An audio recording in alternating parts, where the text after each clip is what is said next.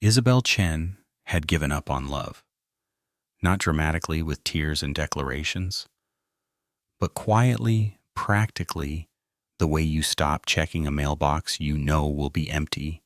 At 33, after her third failed engagement, she'd accepted that maybe some people weren't meant for romantic love.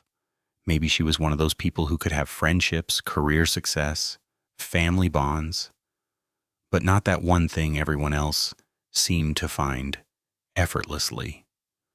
So she threw herself into her work. And her work, ironically, was flowers. Chen's floral design occupied a charming corner storefront in Seattle's Capitol Hill neighborhood.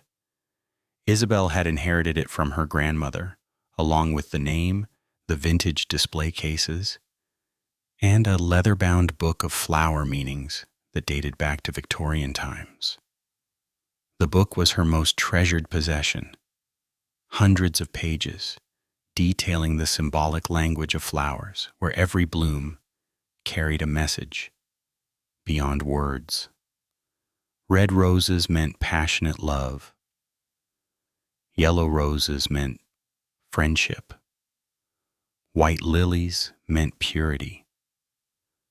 Forget-me-nots meant remembrance.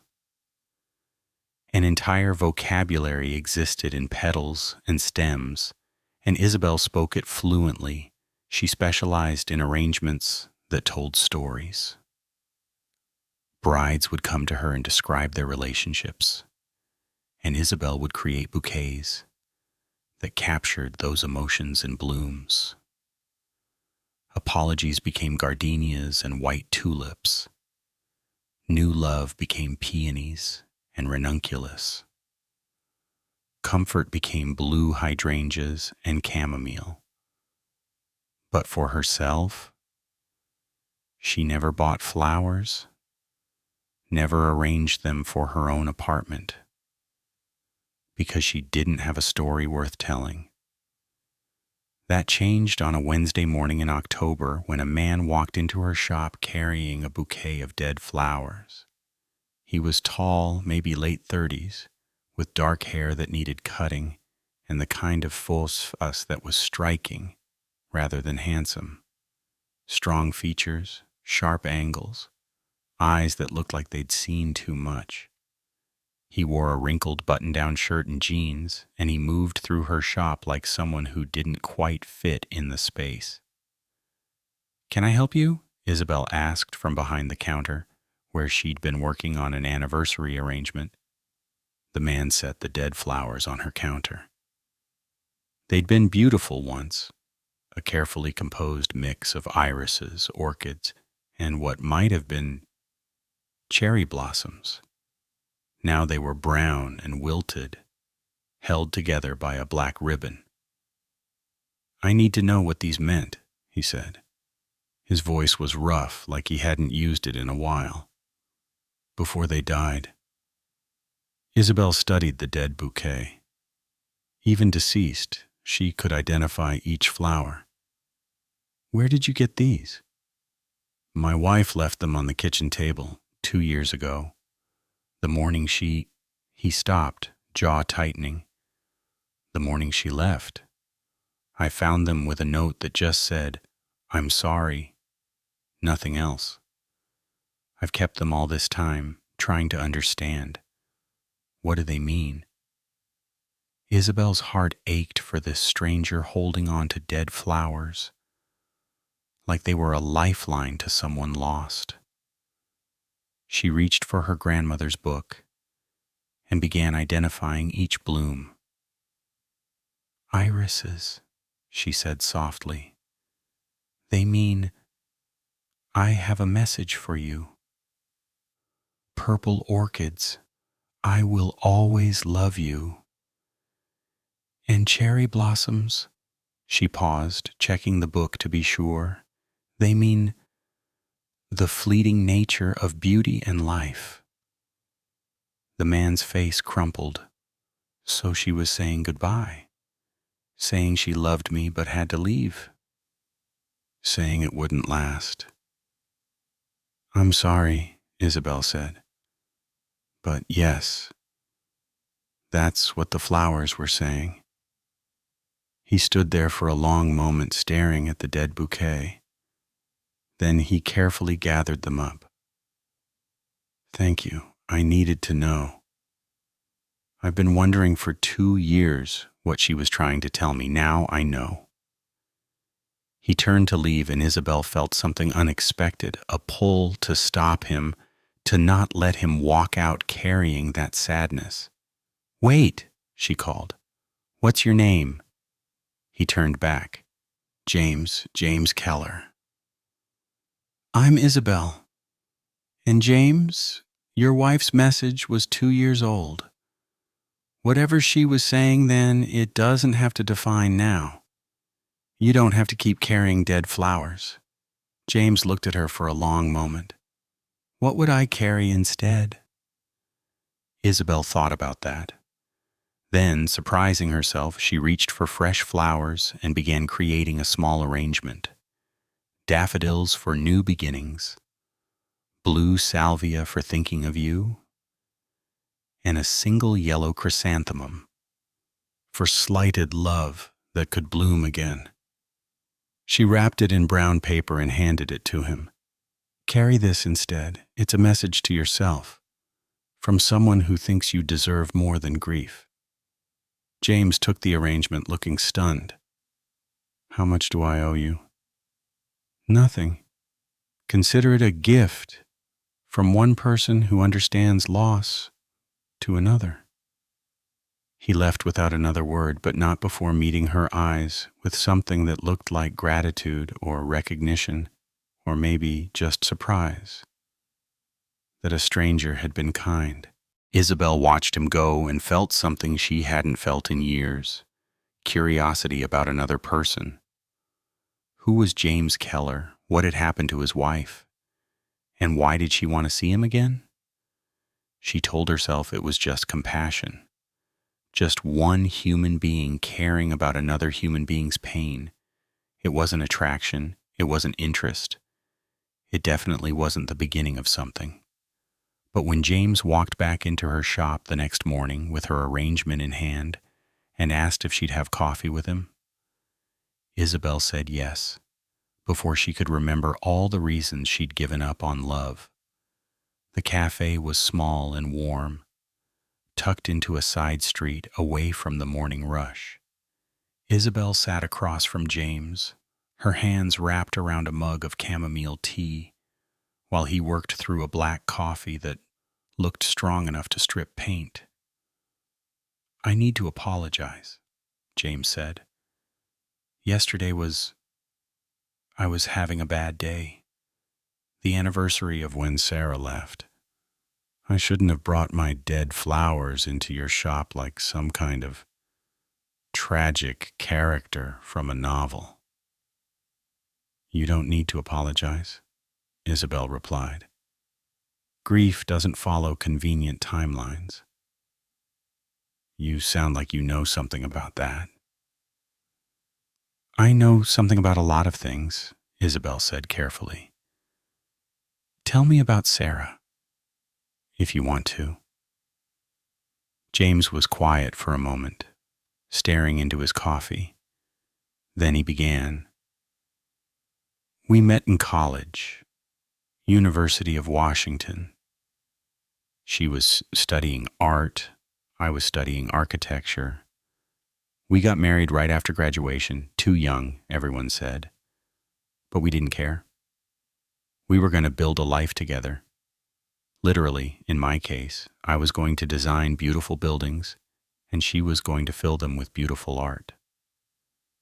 He smiled, but it was sad. For 5 years, it was good. Not perfect, but good. We both worked hard. I got a job at a firm downtown. She had a studio in Ballard. We talked about kids, about buying a house, about the future. What happened? Isabelle asked gently. I don't know. That's the worst part. She started getting distant, canceling plans, spending more time at her studio. I thought maybe she was working on something important, so I gave her space. And then one morning, I woke up and she was gone. She'd packed a suitcase, left those flowers, and disappeared.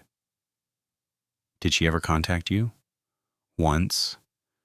3 months later, she sent divorce papers and a short note saying she needed to live a different life, that she couldn't be who I needed her to be, and that I'd be better off without her. I signed the papers. What else could I do? But I never understood. What did I do wrong? What did I miss? Isabelle heard the pain in his voice, not fresh and raw, but deep and chronic, the kind of pain that becomes part of your architecture. Maybe it wasn't about you, she offered. Maybe Sarah was struggling with something internal, something she couldn't articulate. Maybe, but not knowing is its own kind of torture. I've spent 2 years analyzing every conversation, every moment, trying to find the crack where we broke. And I can't find it. One day we were married, the next day she was gone. Is that why you kept the flowers, to try to understand? James nodded. Stupid, right? Keeping dead flowers for 2 years like they're going to suddenly explain everything. It's not stupid, Isabelle said. It's human. We all want our endings to make sense. James looked at her intently. What about you? What's your story? Because yesterday, the way you talked about grief, you weren't just being nice. You know what it feels like. Isabelle hesitated. She didn't usually talk about her romantic failures. They felt too embarrassing, too much like evidence of her fundamental inadequacy at the one thing everyone else seemed to figure out. But something about James, about his honesty, his vulnerability, made her want to be honest too. I've been engaged 3 times, she said. Never married. The first time I was 24. His name was David. We called it off 2 months before the wedding because he realized he was still in love with his ex-girlfriend. The second time, I was 28. Marcus. We called it off because I realized I was more in love with the idea of marriage than with him. And the third time, she paused, the memory still tender. I was 31. His name was Andrew. We called it off because he told me I was emotionally unavailable, that I held back parts of myself, that he felt like he was always trying to reach someone who wouldn't let him in. Were you? James asked. Emotionally unavailable? I don't know. Maybe. Or maybe I just hadn't found someone I wanted to be emotionally available for. She looked down at her tea. After Andrew, I decided I was done. Done trying. Done hoping. Done believing that romantic love was something I could have. But you arrange flowers for love stories every day. Weddings, anniversaries, proposals. Doesn't that hurt? Sometimes. But it's like being fluent in a language you don't speak at home. I can translate love for other people. I just can't seem to live it myself. They sat in silence for a moment. 2 people who'd given up on love drinking coffee in a cafe that was full of couples holding hands. This is probably the saddest coffee date I've ever been on, James said, finally, and Isabelle laughed. A real, genuine laugh that surprised her. Is this a date? She asked. I don't know. Is it? Isabelle thought about that. I'm not looking for a relationship, she said honestly. I'm not good at them. I always mess them up or choose the wrong person or protect myself so much that there's nothing left to love. I'm not looking for a relationship either, James replied. I'm still a disaster from the last one. I'd probably project all my abandonment issues onto whoever was unlucky enough to date me. So we agree, Isabelle said. This isn't a date, it's just two damaged people drinking coffee. Exactly, James agreed. But when he asked if she'd have coffee again tomorrow and she said yes, they both knew they were lying. Over the next 2 weeks, Isabelle and James fell into a pattern. Coffee in the mornings before her shop opened. Lunch when his architecture firm had flexible hours. Evening walks through Pike Place Market. Looking at flowers and fresh produce and the street musicians who made the city feel alive. They talked about everything except what they were doing. They discussed architecture and art, Seattle's changing neighborhoods, the best places to get dumplings, their families, their childhoods, the books they'd loved and the movies they'd hated, but they never labeled what they were doing, never called it dating, never acknowledged the way James's hand would brush against hers when they walked, or the way Isabelle found herself thinking about him at odd hours, or the way they'd started texting throughout the day with observations and jokes and photos of interesting things they'd seen. It was Isabelle's assistant, Maya, who finally forced the issue. So this James guy, Maya said one afternoon as they worked on a large wedding order. Are you dating him or what? We're friends, Isabelle said, too quickly. Maya, who was 26 and had no patience for romantic self-deception, snorted. Right. Friends. That's why you check your phone every 5 minutes and smile like an idiot when he texts. That's why you've been humming while you work for the first time in the 3 years I've known you. That's why you actually wore makeup today. I always wear makeup. You wear chapstick and pretend it counts. Today you're wearing actual lipstick. So either you're dating James, or you want to be dating James, or you're lying to yourself about dating James. Isabelle focused on the roses she was trimming. It's complicated. It's not complicated. You like him. He clearly likes you. Ask him out for real. Stop this weird limbo thing you're doing. I'm not in limbo. We're both just recovering from previous relationships. We're taking it slow. Isabelle, Maya said gently, you're not taking it slow. You're afraid. And I get it. You've been hurt before. But this guy makes you happy. I can see it. Don't sabotage it before it even starts. That evening, James picked Isabelle up after work for their now routine walk. But instead of their usual route through Pike Place, he suggested they go somewhere different. Where? Isabelle asked. My apartment. I want to show you something. Isabelle hesitated. Going to his apartment felt like crossing a line they'd been carefully avoiding. But curiosity won over caution. James's apartment was in Fremont, in a building with character, which was Seattle code for old but charming. His space was clean but sparse, with minimal furniture and bare walls that suggested someone who'd never quite moved in emotionally, even if his belongings were unpacked. This is what I wanted to show you, James said, leading her to his dining table. On it was a blueprint, multiple blueprints, spread out and weighted down at the corners. Architectural drawings of a building that didn't exist yet. What is this? Isabelle asked, leaning closer. A community center for Rainier Valley. I've been working on it for 8 months. The project got approved last week, and we start construction in January. His voice was excited, animated in a way she hadn't heard before. It'll have a library, art studios, performance space, classrooms, a place where the community can gather, create, learn.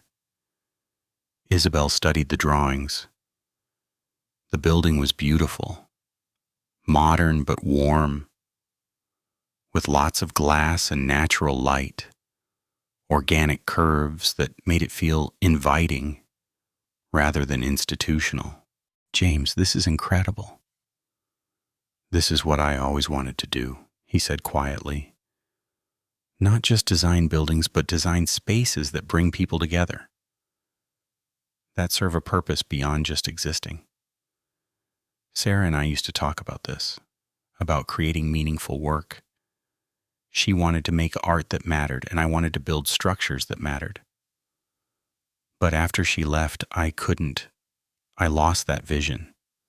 I spent 2 years just going through the motions, designing corporate offices and luxury condos that I didn't care about. Then, about a year ago, this opportunity came up and I thought, maybe this is how I start over. Maybe this is how I build a life that matters even if it's not the life I planned. Isabelle looked at him, at the passion in his eyes when he talked about his work, at the way his whole body language changed when he was engaged with something he cared about. "Why are you showing me this?" she asked. James met her eyes. "Because you're the first person I've wanted to share it with. The first person who's made me feel like maybe I could have a future that's not just about surviving. You made me realize that I don't have to keep carrying dead flowers, that I can start something new." Isabelle felt her heart race. This was the moment where things got real, where they stopped pretending this was just friendship. "James," she said carefully, "what are we doing?" "I don't know," he admitted. "But I know I like whatever it is. I know I think about you constantly. I know that for the first time in 2 years, I feel something other than sadness. I feel hope, and that terrifies me." "It terrifies me too," Isabelle confessed, "because I'm really good at ruining things, at holding back, at protecting myself so much that there's nothing left to give, and I don't want to do that to you. You've been hurt enough." "So have you," James replied. 3 engagements that didn't work out. That's not failure, that's courage. You kept trying. You kept being vulnerable even when it hurt. Or I kept choosing wrong, kept thinking I wanted something I didn't actually want. James stepped closer to her. "What do you want, Isabelle? Right now, in this moment, not what you think you should want, not what makes sense. What do you actually want?" Isabelle looked at this man, this kind, broken, brilliant man who carried dead flowers and designed buildings that brought communities together. This man who made her laugh and made her think and made her feel things she'd tried so hard not to feel. "I want to try," she whispered. "I want to be brave enough to try, even though I'm terrified, even though I'll probably mess it up. I want to see what happens if I don't protect myself quite so much." James smiled, a real smile that transformed his serious face into something warm and open. "Okay, let's try. Let's be terrified together. Let's probably mess it up together. Let's see what happens." And then, carefully giving her every opportunity to pull away, he kissed her. It was gentle and tentative and perfect. It tasted like possibility. When they broke apart, Isabelle was smiling. "So I guess this is officially a relationship now?" "I guess it is." "Then I need to tell you something," Isabelle said. "Something important." "Okay." I'm terrible at relationships. I get scared and pull away. I overthink everything. I have commitment issues despite getting engaged 3 times, or maybe because I got engaged 3 times. I'm not good at talking about my feelings, and I'm probably going to hurt you without meaning to. James considered that. Okay, then I need to tell you something too. I'm still damaged from my marriage. I have trust issues. I probably will wonder if you're about to leave every time we have a disagreement. I work too much. And I'm definitely going to hurt you without meaning to. So we're both disasters, Isabel said. Complete disasters, James agreed. Want to try anyway? More than anything. They kissed again, longer this time, and Isabel felt something she hadn't felt in years. Not just attraction or affection, but genuine hope. Maybe this time would be different. Maybe this time she'd be brave enough to stay, or maybe she'd mess it up like she always did, but either way, she was going to try. For 3 months, it was good. Better than good. Isabelle and James navigated the early stages of their relationship with the careful attention of 2 people who knew how fragile new love could be. They had date nights at quiet restaurants where they talked for hours. They visited museums and argued playfully about art. They cooked together in James's kitchen, creating elaborate meals they'd eat while sitting on his living room floor because he still didn't own a proper dining table. Isabel showed James the Victorian language of flowers, teaching him how every bloom carried meaning. He learned that pink carnations meant, "I'll never forget you," that yellow tulips meant, "sunshine in your smile," that purple hyacinths meant, "Please forgive me."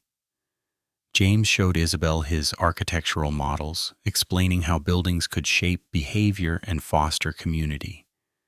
He taught her to see structures not just as containers for human activity, but as participants in human experience. They were learning each other's languages, and for a while, it worked beautifully. But 3 months in, the first crack appeared. It started with a simple question. James had been working late on the community center project for 2 weeks straight, and Isabel had been patient, understanding, supportive. But on a Friday night when he canceled their plans for the 4th time, she felt something shift. "When do I become a priority?" she asked when he called to apologize. There was a pause. "You are a priority, Izzy. But this project is crucial. We're behind schedule, and you're always behind schedule. You always have a deadline. You always have a reason why work comes first." "That's not fair," James said, and she could hear the defensiveness in his voice. "You know how important this project is to me. You know this is my chance to build something meaningful. And I'm supportive of that, but where do I fit? Am I just someone you see when you have free time, when you're not busy with the thing that actually matters?" "You matter," James insisted, "but I can't just drop everything every time. I'm not asking you to drop everything. I'm asking you to show up, to keep your commitments, to treat me like I'm important enough to prioritize." The conversation escalated. Voices raised, old wounds exposed. Isabel heard herself saying things that sounded like her ex-fiancé Andrew. "You're never really present. You're always thinking about work. I feel like I'm alone even when we're together." And James said things that revealed his deepest fear. "Are you about to leave? Is this the beginning of you pulling away because Sarah did the same thing? Started picking fights, finding reasons why I wasn't enough." "I'm not Sarah," Isabel shouted. "Stop projecting your dead marriage onto me." Silence on the phone. Then, quietly, "I need some space to think." Of course you do, Isabel said bitterly. That's what everyone says right before they leave. I'm not leaving. I need to process this. Can we talk tomorrow? Fine. They hung up without saying, I love you. Words they'd exchanged tentatively for the first time 2 weeks earlier. Isabel sat in her apartment, surrounded by her work, and felt the familiar panic rising. She'd done it again. Pushed too hard, demanded too much, scared him away. This was why her engagements always failed. She couldn't do relationships. She didn't know how to balance need and independence, vulnerability and strength. She texted Maya, I think I just ruined things with James. Maya's response came quickly. What happened? Isabel explained the fight. Maya's response was characteristically direct. You're both idiots. You picked a fight because you were scared he's pulling away like Andrew did. He panicked because he's scared you're leaving like Sarah did. Neither of you is actually upset about the thing you fought about. You're upset about ghosts. So what do? You call him back. You apologize for projecting your past relationships onto this one. You ask him to do the same. And you have an actual conversation about expectations instead of avoiding the real issues. Isabel stared at her phone. Maya was right. But calling him back, being vulnerable, admitting she was scared, that was exactly what she was bad at. She looked around her apartment at the absence of flowers. She never bought them for herself, never created arrangements for her own space, because she didn't have a story worth telling. But maybe that was the problem. Maybe she'd been waiting for the perfect love story to begin before she started living. Maybe she'd been so afraid of the wrong ending that she'd never fully committed to any beginning. Isabel went to her shop. It was late, but she had keys, and began creating an arrangement. Not for a customer, for herself. Blue salvias for thinking of you, red tulips for declaration of love, and white camellias for the Japanese meaning of gratitude and admiration. She was arranging them when her phone rang. James. I'm sorry, they both said simultaneously. You first, Isabel offered. I'm sorry I've been distant. You're right. I have been prioritizing work. And you're right that it's not fair to you, but I need you to know why. James took a breath. When Sarah left, my work was the only thing that made sense, the only thing I could control. Buildings have rules, physics and engineering and math, unlike relationships, which apparently I don't understand at all. So yes, I hide in work, because work won't suddenly leave me. James, let me finish. You asked where you fit, and the truth is you fit everywhere. You've become so important to me that it terrifies me, because the more I care about you, the more power you have to hurt me. So I've been protecting myself by keeping work as my primary focus. If I don't need you too much, maybe it won't destroy me when you leave. When I leave? Isabel asked. Not if. When? James confirmed. Because in my head, it's inevitable.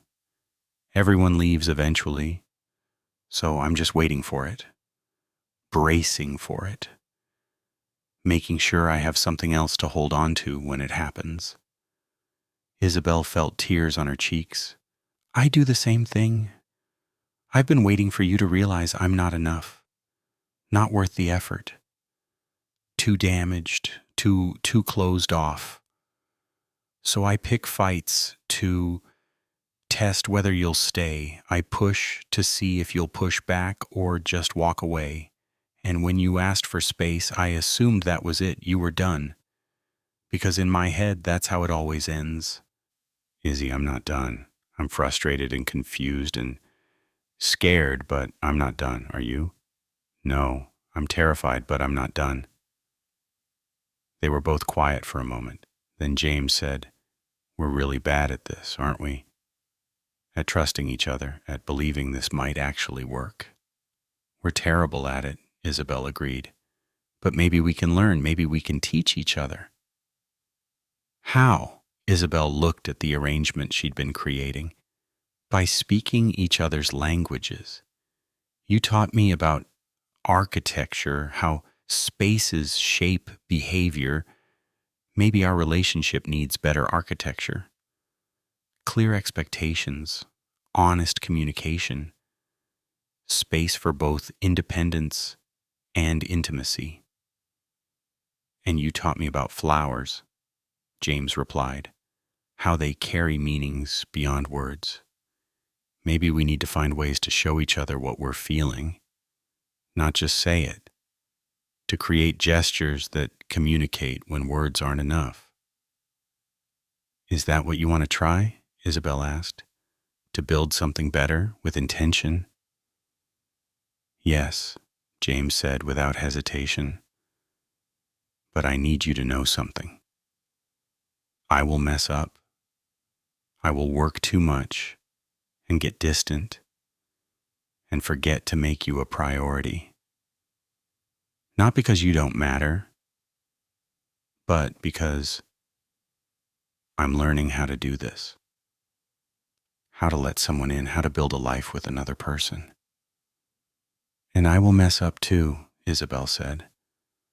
"I will get scared and pull away and test whether you'll leave. Not because I don't trust you, but because I'm learning how to be vulnerable, how to believe that someone might actually stay." "So we agree to be patient with each other?" James asked. "To assume good intentions even when we screw up? To keep trying?" "We agree," Isabel confirmed. "And James? Tomorrow, I want you to come to my apartment. I have something to show you." The next morning, James arrived at Isabel's apartment with coffee and pastries, a peace offering. But when she opened the door, he stopped in his tracks. Her apartment, which had always been minimalist and practical, was filled with flowers. Not just any flowers. Arrangements she'd created, each one deliberate, each one telling a story. On the kitchen counter, yellow roses and orange lilies, friendship and confidence. On the coffee table, pink roses and baby's breath, gratitude and everlasting love. On her desk, iris and forget-me-nots, a message remembered. And on her bedside table, red tulips and white camellias, declaration and admiration. "You filled your home with flowers," James said, amazed. "I've been arranging love stories for other people my entire career," Isabel explained. "But I never created my own. I never believed I deserved a story worth telling. But you make me want to try. You make me believe that maybe I do have a story, that maybe we have a story." James set down the coffee and pastries and pulled her into a hug. They stood there in her flower-filled apartment, holding each other, both of them shaking slightly with the vulnerability of it all. "I have something for you too," James said. He pulled out his phone and showed her a document. "I talked to my boss yesterday, told him I need better work-life balance. From now on, no more than 2 late nights per week. Friday nights are non-negotiable. They're ours. And I put you in my calendar." "You put me in your calendar?" Isabel didn't know whether to laugh or cry. "As a recurring appointment with alerts. Because apparently I need structure to make sure I prioritize what matters. It's how my brain works. If it's in the schedule, it gets done. So now you're in the schedule. You're built into the architecture of my life." Isabel laughed and cried simultaneously. It was such a James solution. Practical, systematic, sincere. "That's the most romantic thing anyone's ever done for me."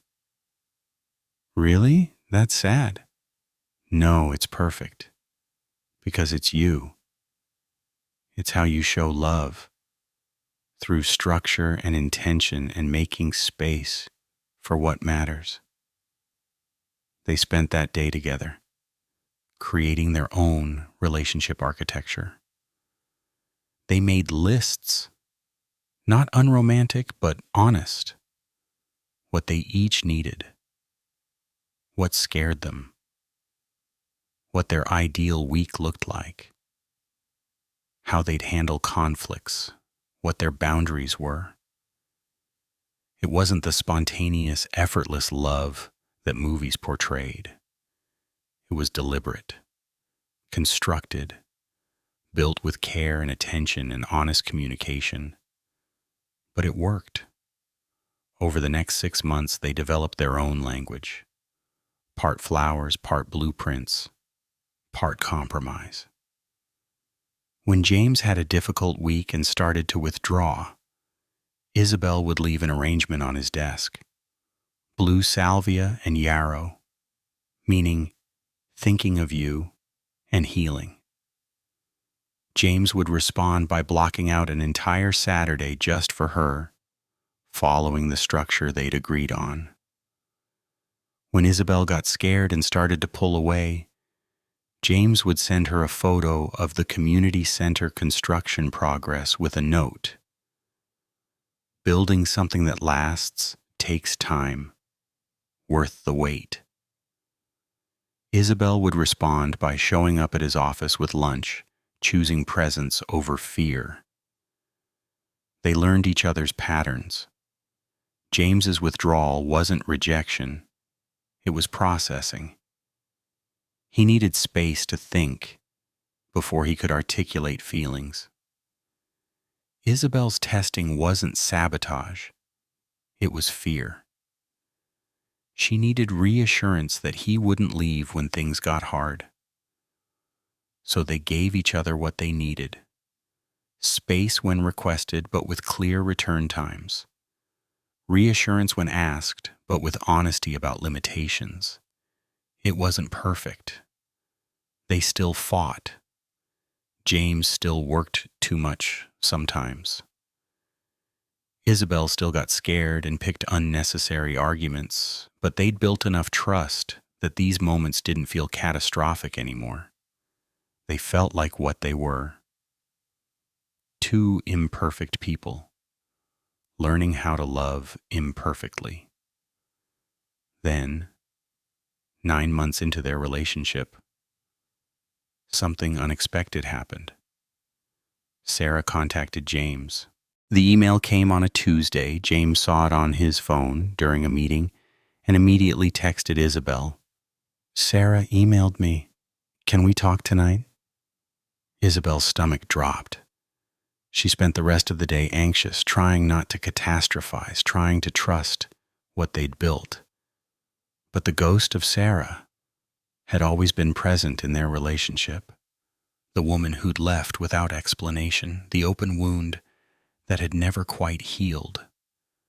That evening they sat in James's apartment with the email pulled up on his laptop. "Dear James," it began, "I don't know if you'll read this. I wouldn't blame you if you deleted it immediately. But I need to try to explain what I couldn't explain 2 years ago when I left. I was sick, mentally sick. I'd been struggling with severe depression for over a year. But I hid it from you. I hid it from everyone. I thought I could push through, that if I just worked harder at my art, if I just forced myself to be normal, it would get better. But it didn't. It got worse. The morning I left, I'd spent all night writing a suicide note. I'd planned everything. But something stopped me, some last bit of survival instinct. I realized that if I stayed, If I tried to explain how dark things had gotten, I would break you too. You would try to save me, and when you couldn't, you would blame yourself. So I left. I checked myself into a long-term treatment facility in Oregon. I spent 18 months there, working through depression, trauma, and so many things I'd never dealt with. I'm better now, not cured. This is something I'll manage for the rest of my life, but better, functional, safe. I'm writing because my therapist suggested I might find closure in explaining. Not to get you back. I know that ship has sailed, and honestly, I'm not the person you married anymore. I'm different now. But I wanted you to know that it wasn't your fault. You didn't do anything wrong. You were a good husband. I was just too broken to let you help me. I hope you found happiness. You deserve it. I hope you've built the beautiful buildings you always dreamed of. And I hope whoever you're with now, if you're with someone, knows how lucky they are. I'm sorry for leaving the way I did. I'm sorry for the pain I caused. I'm sorry for the questions I left unanswered, but I'm not sorry for surviving. And I hope you can forgive me eventually. With love and regret, Sarah. James sat back, his face unreadable. Isabelle waited, her heart pounding. Are you okay? She asked finally. I don't know, James said honestly. Part of me is relieved. To finally understand. To know it wasn't about me. That I didn't miss some obvious sign that she was unhappy. But part of me is angry that she didn't tell me. That she didn't let me help. That she decided on her own that I couldn't handle her truth. Do you want to respond? Isabelle asked, trying to keep her voice neutral. James looked at her. Do you want me to respond? I want you to do what you need to do. This is your closure, not mine. But it affects you, James insisted. If I respond, if I engage with Sarah again, even just through email, that affects our relationship. So I'm asking what you're comfortable with. Isabelle took a deep breath, fighting against her instinct to say, do whatever you want, while secretly hoping he'd say what she wanted to hear. They'd worked too hard on honest communication to fall back into old patterns now. I'm scared, she admitted. I'm scared that talking to her will make you realize you still have feelings for her. That you'll want to try again. That I'll lose you to a ghost I can never compete with. Izzy, but, she continued, I also know that you need closure. That living with unanswered questions has haunted you for 2 years. And I trust you. I trust what we've built. So yes, I'm scared. But I think you should respond if you need to. James pulled her close. I don't have feelings for Sarah anymore. Not romantic ones. I care about her as someone I once loved, as someone I spent 5 years of my life with. But I'm not in love with her. I'm in love with you. It was the first time he'd said it so plainly. I'm in love with you. Not I love you, in the gentle, tentative way they'd been saying it, but in love. Present tense. Certain. I'm in love with you too, Isabelle whispered, even though it terrifies me, even though I keep waiting for something to go wrong. I'm in love with you. They held each other for a long time. Then James wrote a response to Sarah. Isabelle didn't ask to read it, and James didn't offer. That was his closure, his conversation with his past. But after he sent it, he told her what he'd said. How do you feel? Isabelle asked. Lighter, James said. like I've been carrying something heavy for 2 years and finally got to set it down. Sarah's explanation didn't change the past, but it changed how I understand it. I can stop wondering what I did wrong. I can stop waiting for you to leave for mysterious reasons. I can stop letting Sarah's ghost dictate my present. Isabelle understood. In a way, she had her own ghosts. 3 failed engagements, 3 times she'd almost committed and pulled back. But with James, she was learning to let those ghosts rest, to build something new instead of trying to avoid the mistakes of the past. "Do you want to know something?" Isabelle said. "I used to think I was emotionally unavailable," that's what Andrew said, "but I don't think that was the problem. I think I was just available for the wrong people, or available in the wrong ways. With you, I don't feel unavailable. I feel present, engaged, like I finally found someone whose language I can speak." "The language of flowers and blueprints," James said, smiling. "Exactly. The language of thoughtful gestures and honest conversations and building something that lasts." "Speaking of building something that lasts," James said, suddenly nervous, "can I show you something?" He pulled up a document on his laptop. Floor plans for a house. "The community center is almost done," he explained, "and I've been thinking about my next project, about what I want to build for myself. For us, if you want." Isabelle studied the plans. It was a beautiful house, not huge, but carefully designed. An open kitchen, perfect for cooking together. A home office for each of them. A studio space that could be used for flower arranging or art or whatever creative pursuits they wanted. A garden designed specifically for growing flowers. "You designed a house for us?" Isabelle asked, her voice shaky. "Not for us specifically. For me, with room for you if you want it. I'm not proposing or assuming anything, but I wanted you to see what I'm imagining, what I'm hoping for, a life we build together, literally and figuratively." Isabelle looked at the plans, at the care he'd put in to imagining a shared future. The office space is separated enough for independence, but close enough for connection. The garden designed with her work in mind.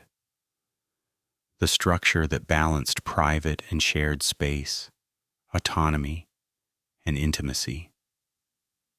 It was everything she'd been afraid to want. Everything she'd thought she couldn't have. "I want it," she whispered. "I want this. Not now. I'm not ready to move in together yet. But someday, I want to build this with you." "Yeah?" "Yeah." They kissed, and Isabelle felt something shift. The fear was still there. It might always be there. But it was quieter now, overshadowed by hope, by trust, by love that was being carefully constructed, one honest conversation and thoughtful gesture at a time. They were building something that would last. Not because it was easy, but because they were both willing to do the hard work of learning each other's languages, of communicating across their different ways of being, of choosing each other every day, despite their fears. It was the most challenging relationship Isabelle had ever been in, and it was the first one she truly believed might work. 15 months after they met on a crisp October morning, James came to Chen's floral design, carrying a single flower, a white gardenia. Isabelle was working on a wedding arrangement when he walked in. She looked up, saw the flower, and immediately consulted her grandmother's book. White gardenia, secret love. That's not quite right, James said, watching her. We're not a secret anymore. Then what does it mean? Isabelle asked. It means I want to ask you something, and I want to do it in your language. He pulled out a folded piece of paper, sketches, dozens of flowers, each one drawn with careful detail. I can't arrange flowers like you can, James said, but I can design, I can plan, I can create a blueprint. So I designed a bouquet, and I need you to tell me if I got the language right. Isabelle unfolded the paper. It showed an elaborate arrangement. Red tulips for declaration of love, orchids for beauty and strength, cherry blossoms for the fleeting nature of life and the importance of appreciating each moment, forget-me-nots for remembrance and faithfulness, and at the center, a single peony for bashfulness and new romance. Read them together, James prompted. What's the message? Isabelle studied the arrangement, translating each bloom into meaning, assembling the words into a sentence. Her hands started shaking. It says, she began, her voice breaking. It says, I love you. You are beautiful and strong.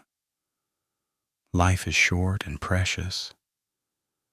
I will remember and be faithful, and even though we've been together over a year, loving you still feels new and makes me nervous in the best way.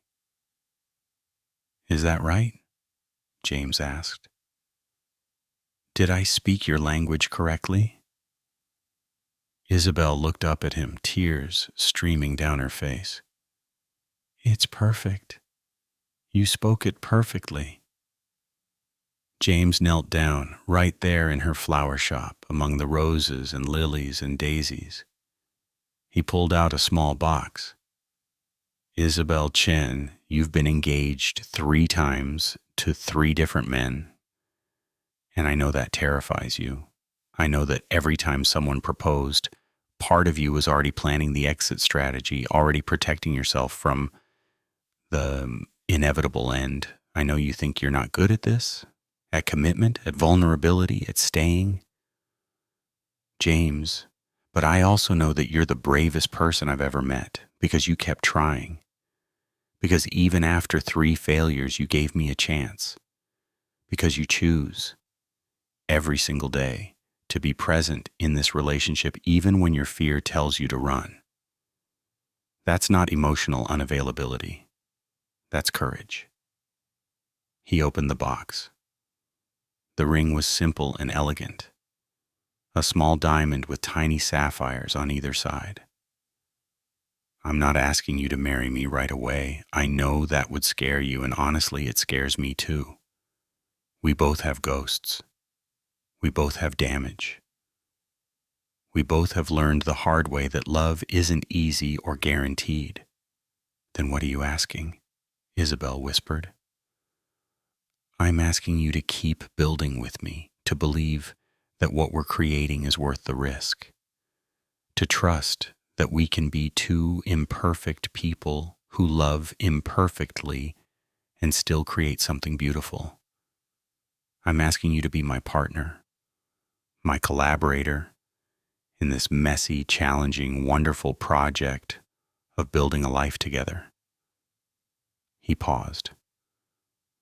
And when you're ready, a year from now, 5 years from now, whenever, I'm asking you to marry me, to make it official, to commit to the long-term architecture of us, but no pressure on timing.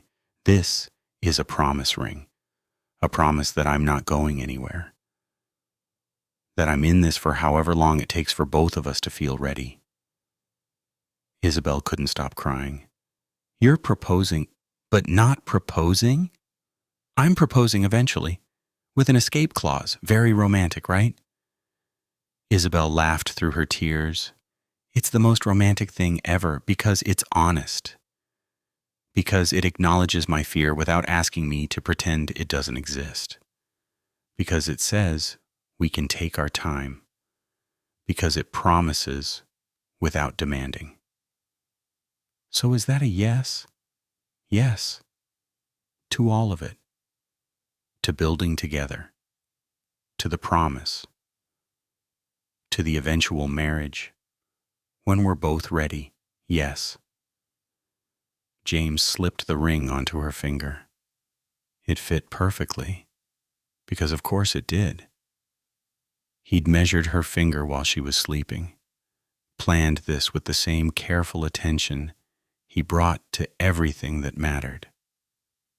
They kissed in the flower shop, surrounded by blooms that represented love stories of dozens of different couples. But now Isabelle had her own story, one she'd been afraid to believe could exist. As they broke apart, Isabelle said, I need to create the arrangement from your blueprint. I need to make it real. Now? James asked. Now, James. She pulled flowers from her stock, assembling them according to his design. Red tulips, orchids, cherry blossoms, forget-me-nots, peonies. She arranged them with the skill of someone who'd been speaking this language her entire life. When she was done, she wrapped them in brown paper and handed them to James. These are for you, to say what I can't always say with words, that I love you, that you're strong and patient, that I'm grateful for every moment, that I'll keep showing up, that loving you feels new and thrilling and like the most important thing I have ever done. James took the bouquet, his eyes wet. Can I put them in my office, at the architecture firm, so everyone knows I'm spoken for? You can put them wherever you want. They're yours, just like I'm yours. And I'm yours, James confirmed. Maya, who'd been watching from the back room and trying not to cry, came out and hugged them both. About time, she said. I've been waiting for you two to figure it out for over a year. Figure what out? Isabelle asked. That you're perfect for each other. That you both speak languages other people don't understand, but you understand each other. That you're both so afraid of love that you're actually brave enough to do the hard work of loving well. Isabelle looked at James, at the ring on her finger, at the flower arrangement she'd created from his blueprint. Maya was right. They'd spent over a year learning each other's languages, flowers and blueprints, emotional honesty and practical planning, vulnerability and structure. They weren't perfect. They were still two damaged people with ghosts and fears and imperfect communication skills, but they were committed to the work, to the daily choice of showing up, being honest, building something that could last. That evening, they went to James's apartment and looked at the house plans again, but this time they made changes together. Isabelle suggested a larger garden. James added a reading nook with perfect natural light. They designed a shared life, room by room, compromise by compromise. When do you think you'll want to get married? James asked as they worked. I don't know, Isabelle admitted. Part of me is still scared. Scared I'll mess it up like I did the others. Scared I'll get cold feet. Scared I'll hurt you. What if you don't, though? James challenged.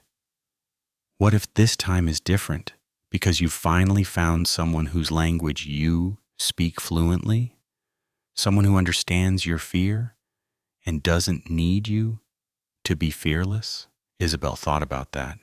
What if I do mess it up? What if I get scared and pull away? Then we'll work through it like we always do, with honest conversations and thoughtful gestures and the commitment to keep trying. You don't have to be perfect, Izzy. You just have to be present. I can do that, Isabelle said.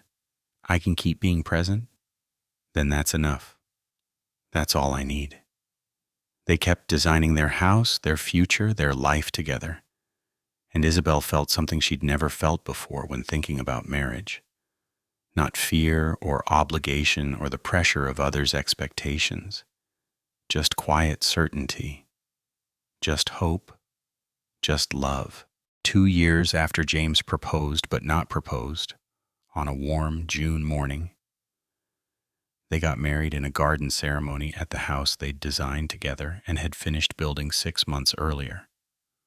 The ceremony was small, immediate family and close friends. Maya was Isabelle's maid of honor. Richard, James's college roommate who'd supported him through the dark days after Sarah left, was his best man. But it was the flowers that told the real story. Isabelle had designed her own bouquet, of course. Red tulips and orchids and cherry blossoms and forget-me-nots and peonies. The same arrangement James had blueprinted the day he proposed. The language they'd learned to speak together. James wore a boutonniere she'd made, a single red rose with sprigs of rosemary. Passionate love and remembrance. Remember this day. Remember this choice. Remember that we chose each other, imperfections and all. The arch they stood under was covered in carefully chosen blooms. Roses for love, ivy for fidelity, lavender for devotion, honeysuckle for the bonds of love. Every guest received a small arrangement to take home, each one customized to represent their relationship with the bride or groom.